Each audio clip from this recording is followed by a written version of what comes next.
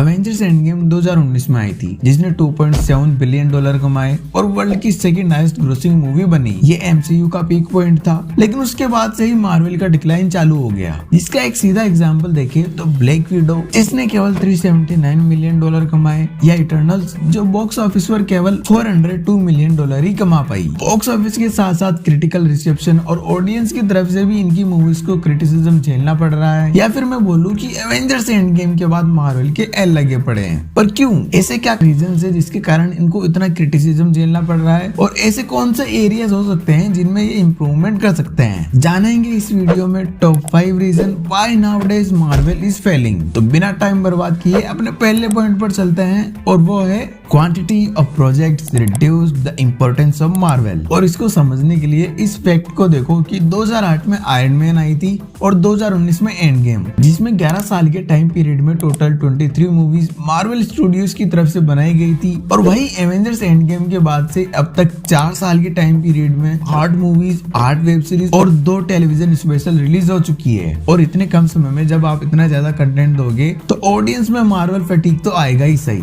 जिसमें सबसे बड़ा हाथ आता है इनकी वेब सीरीज का, जहां ये 8 एपिसोड जिनका रन टाइम 40 मिनट का भी नहीं होता, उनको पर वीक रिलीज करते हैं, जिससे हर महीने इनका कोई ना कोई प्रोजेक्ट चलता रहता है। तो इससे पहले जो स्कार्सिटी प्रिंसिपल काम करता था, जहां साल में 1 या 2 मार्वल मूवीज को लोग देखना अधिक पसंद करते थे और वो इम्पोर्टेंट फील होती थी, वहीं अब हर 2-3 महीने में एक मार्वल प्रोजेक्ट आने से वो इम्पोर्टेंस खत्म हो गई है। कहने का मतलब पहले जैसे अब मार्वल की मूवीज इम्पोर्टेंट फील नहीं होती है। और इससे अपना अगला पॉइंट निकलता है कि मार्वल वालों ने क्वांटिटी को इम्पोर्टेंस देने के चक्कर में क्वालिटी से कॉम्प्रोमाइज कर लिया। और ऐसा मैं इसलिए कह रहा हूँ क्योंकि इतने टाइम पीरियड में भी इन्होंने अपने मूवीज बनाने के फॉर्मूले में चेंजेस नहीं किए, और इनके सारे प्रोजेक्ट्स काफी फॉर्मूलेटिक और सिमिलर स्ट्रक्चर को फॉलो करते हुए दिखाई देने लगे हैं। यहाँ इनके हर मूवी में सेम रूट को फॉलो करा जाता है, जहाँ सीरियस सिचुएशंस पर जोक्स, कई सारे कैमियोस और पूरी स्टोरी का मेन कैरेक्टर को छोड़ एक बिगर वर्ल्ड बिल्डिंग को सर्व करना बहुत नॉर्मल हो चुका है, जिससे अब सब बोर होने लग गए हैं। जहाँ शुरुआती फेजेस में मार्वल काफी एक्सपेरिमेंटल हुआ करता था, वहीं अब ये ओल्ड और डस्टेड फॉर्मूलाज पर चलते हैं। अब इस चीज को समझते हुए invincible, the boys, peace maker जैसी वेब सीरीज या द सुसाइड स्क्वाड जैसी मूवीज काफी सक्सेसफुल एक्सपेरिमेंट्स निकली, जहां मेकर्स की क्रिएटिविटी और बोल्ड चॉइसेस को लोगों ने पसंद किया। एक एंटी हीरो, एक एंटी विलन, 18+ ब्रूटैलिटी लोगों को पसंद आई, जहां से ये बात भी निकलती है कि 2008 की बेसिक मार्वल ऑडियंस अब बड़ी हो गई है। लेकिन मार्वल बड़ा नहीं हुआ और वो अब भी 14 साल के बच्चों के लिए फेरी टेल टाइप मूवीज बनाता है। तो इनके कॉम्पिटिटर्स इनसे इन बातों में आगे निकल गए। पर यहाँ ऐसा भी नहीं है कि मार्वल ने रिसेंट टाइम में कुछ अच्छा नहीं बनाया। मून नाइट, लोकी काफी अच्छी वेब सीरीज थी। तो इससे अपना अगला पॉइंट निकलता है कि बस मार्वल के एक्शन से नहीं, इनकी किस्मत के भी लगे पड़े हैं। मैं बात कर रहा हूँ इनकी कंट्रोवर्सीज की,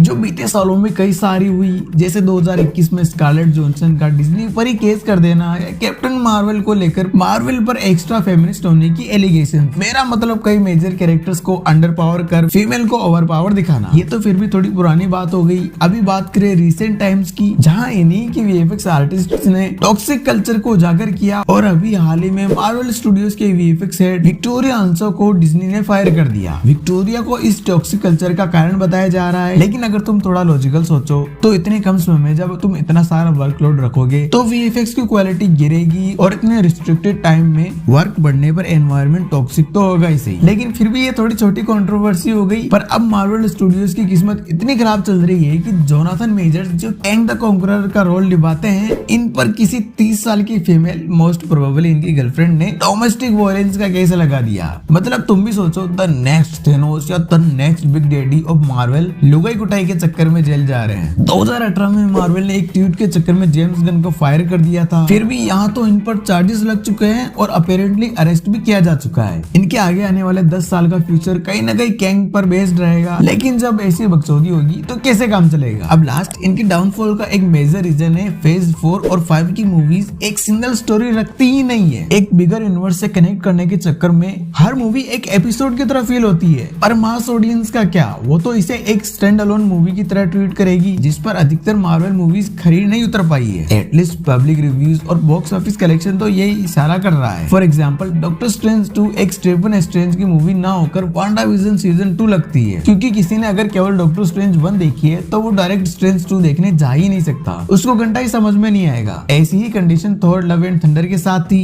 मींस इनको एक सिंगल स्टोरी पर ज्यादा फोकस करना चाहिए। एक आर्ग्यूमेंट इंटरनेट पर यह भी चलता है कि लोगों की एक्सपेक्टेशंस एंड गेम के बाद चांद तक पहुंच गई है, लेकिन सच तो यह है कि मार्वल के कुछ प्रोजेक्ट्स को छोड़ मेजॉरिटी ऑफ मीडियोकर ही थे। तो इतने कम समय में जब आप इतने मीडियोकर मूवीज दोगे तो वो फॉर श्योर ऑडियंस को खटकेगी। मेरे हिसाब से अगर एमसीयू अपने मूवीज को थोड़ा स्टैंड अलोन होने पर ज्यादा फोकस करे और एक्सपेरिमेंट्स करे तो जो पॉपुलैरिटी में डिक्लाइन हुआ है उसको ये सुधार सकते हैं। वैसे तुम्हारे अकॉर्डिंग और कौन से रीजंस हो सकते हैं मार्वल के डाउनफॉल के, कमेंट्स में जरूर बताना। वीडियो अच्छी लगी हो तो लाइक एंड शेयर कर देना, चैनल पर नहीं हो तो सब्सक्राइब कर लेना। मैं मिलता हूँ अगले वीडियो में। जय हिंद, वंदे मातरम।